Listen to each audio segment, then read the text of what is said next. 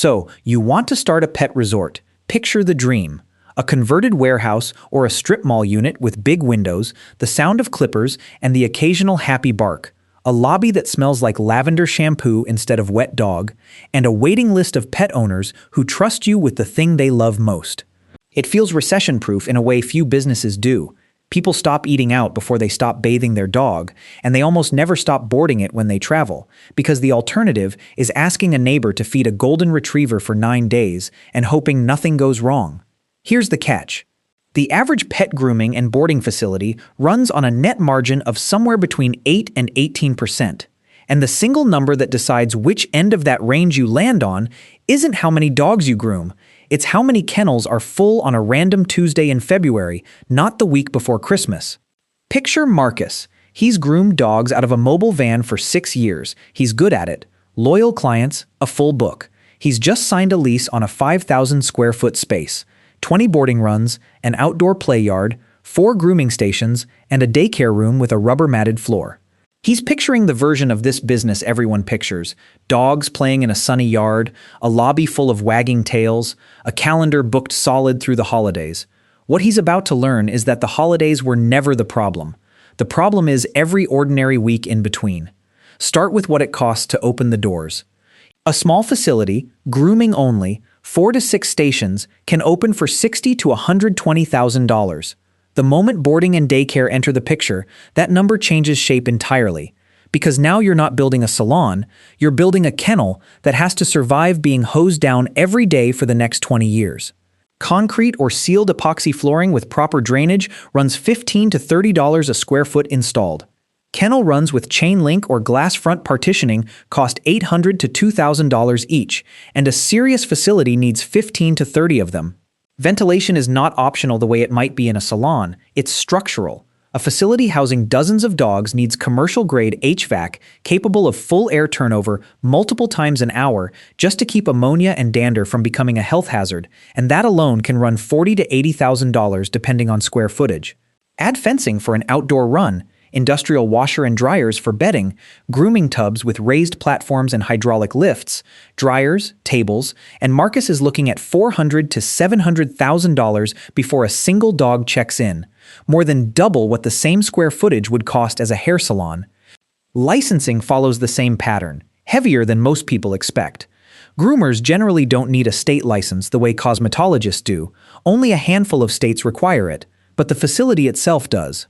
Most municipalities require a kennel or animal boarding license, and inspectors will check ventilation, drainage, fire exits sized for evacuating animals, and separation between sick and healthy dogs. If Marcus plans to offer daycare with off-leash group play, some states classify that differently again, with its own permitting. Liability insurance runs higher here than almost any other small business category, $1,500 to $5,000 a year, because the thing being insured occasionally bites, escapes, or gets sick on someone else's watch, and a single serious injury claim, dog attacking dog, an escape onto a road, can run into 6 figures. Bonding for anyone with keys and after-hours access, workers' comp for staff lifting 80-pound dogs and cleaning kennels, and 6 months of reserves to survive the ramp-up push Marcus's total realistic cost to open past $500,000. Now the part that actually shapes the business more than any of that startup math. In a hair salon, the person cutting hair can rent a chair and keep every dollar, because a haircut is a contained, individual transaction. Boarding doesn't work that way. You cannot rent out a kennel run to an independent contractor and walk away, because liability for an animal in your building, on your property, 24 hours a day, sits with you no matter who's technically supervising it. This single fact means almost all boarding and daycare staff have to be employees, not renters, which means Marcus is carrying full payroll tax, workers' comp, and scheduling exposure on his overnight and weekend staff no matter what. Grooming is the one corner of this business where the salon model survives. A groomer can rent a station, pay Marcus $200 to $500 a week, and keep everything she earns above that, capped exactly the way a stylist chair is capped. Marcus ends up running his grooming floor on a mix of commission and rental groomers, the same hedge Sarah ran in her salon, while his boarding and daycare side is a straight labor-heavy operation with no equivalent shortcut. Now the revenue itself.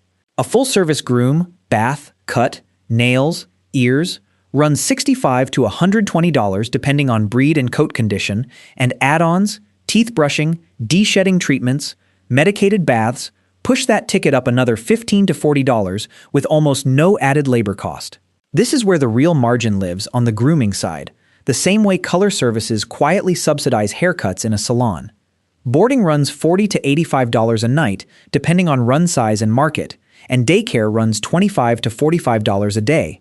On paper, 20 boarding runs at $60 a night looks like $1,200 a day, over $400,000 a year, and that number is the mirage every new owner falls for. Here's why. A hotel room and a boarding kennel behave nothing alike because pet boarding demand is brutally seasonal in a way hotel demand isn't. Thanksgiving week, winter break, and the 2 weeks around July 4th can run at 95 to 100% occupancy, phones ringing constantly, a waitlist turning away business. Then, January, February, and most weekdays outside of summer, occupancy can sit at 30 to 45%, sometimes lower. Averaged across the year, a healthy, well-run boarding operation lands around 55 to 65% occupancy, and that number, not the holiday peak, is what actually pays the rent. A facility that only hits 45% average occupancy is often losing money on boarding even while looking fully booked 12 days a year. Retail sits underneath all of this the same way it does in a salon, quietly profitable, easily ignored.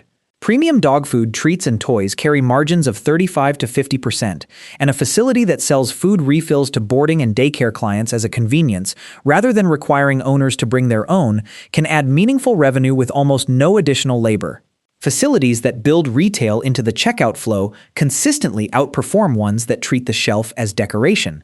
Now hold 3 numbers in your head, because everything after this comes back to them. 55 to 65%, that's the average boarding occupancy a facility needs to actually be healthy, not the holiday peak everyone remembers. 40%, that's roughly the annual turnover rate for kennel and daycare staff, a physically demanding, lower-wage job that burns people out fast. And one outbreak, that's all it takes, a single case of kennel cough or a parvo scare moving through a daycare room to shut down boarding intake for 2 to 3 weeks while the facility disinfects and waits out the incubation period. Start with occupancy because it's the number Marcus underestimated the most. Every empty kennel run on a Tuesday in March is lost revenue that can never be recovered, the same as an empty salon chair, except here the fixed cost sitting behind that empty run is larger, because you're heating and cooling and staffing a building built to hold 60 dogs whether 18 show up or 55 do. This is why sophisticated operators build pricing around it instead of pretending it away, holiday surcharges of 20 to 40% during peak weeks, and off-peak discounts or loyalty programs to smooth out the slow months, the exact inverse of how a salon handles a slow Tuesday. Facilities that manage occupancy actively, instead of just taking bookings as they come, tend to run 5 to 10 points higher average utilization than ones that don't. And at this scale, 5 points of occupancy is often the entire difference between profit and break-even. Then there's staff turnover, and it hits differently here than in a salon. When a groomer leaves, she takes her client list, the same way a stylist does. When a kennel attendant leaves, Marcus doesn't lose a client base. He loses institutional knowledge. Which dogs don't get along, which ones bolt for open doors, which ones need medication hidden in peanut butter instead of cheese, and new hires without that knowledge are exactly when incidents happen.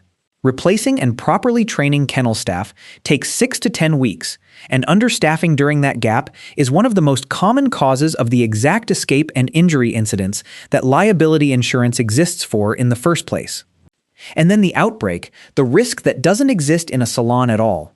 Dogs boarding and playing in close quarters are a near-perfect environment for kennel cough, and even with vaccination requirements at intake, breakthrough cases happen. One confirmed case can force Marcus to halt new boarding and daycare intake for 2 to 3 weeks while symptomatic dogs clear quarantine, an almost total shutdown of his highest fixed-cost revenue stream, arriving with zero warning and no seasonal pattern to plan around. So let's run Marcus's actual numbers. In the good year, 20 boarding runs averaging 60% occupancy at $62 a night, daycare running steady at 70% capacity, 4 grooming stations split between commission and rental, and retail layered on top bring in around $810,000 total. Cost of goods, food and retail combined, runs about 10%. Payroll for boarding, daycare, front desk, and commission groomers eats close to 50%, higher than the salon model because so much of this staff has to be full employees. Rent, utilities, and insurance, elevated by the ventilation and liability costs baked into this kind of building, take another 18%. What's left, somewhere around $140,000 to $165,000, is Marcus's net profit before he's paid himself for running the place. Now the realistic year. A kennel cough outbreak in March shuts down new boarding intake for 18 days during what should have been a normal occupancy month, and 2 of his daycare staff quit within the same stretch, one for a warehouse job paying $2 more an hour, exhausted from a physically demanding role that doesn't pay much better than retail. It takes 7 weeks to fully staff back up, during which he's turning away daycare drop-ins simply because he doesn't have the ratio of staff to dogs state regulations require. A slow winter arrives on schedule. Occupancy dips to 42% for 6 straight weeks, well below the number that keeps the lights profitable. That $150,000 baseline doesn't shrink gently. It can fall to $30,000 or vanish entirely, even though from the parking lot, the facility looks exactly as full and busy as it did the year before, because the lobby is always the part people see, and the empty kennel runs in the back never are. The difference between those 2 years was never about how many dogs got groomed or how full the lobby looked on a Saturday. It was about whether the building stayed staffed, stayed healthy, and stayed full on the ordinary Tuesdays nobody's watching, not just the 2 weeks around Christmas everyone remembers. So if you're picturing what Marcus pictured, the sunny play yard, the wagging tails, the calendar booked through the holidays, remember what you're actually building. It was never really a grooming business. It's an occupancy and biosecurity operation wearing a dog bandana. And the owners who make real money long-term aren't the ones with the nicest lobby. They're the ones who figured out early that off-peak pricing, staff retention, and a clean bill of health in the kennel matter more than anything happening at the front desk.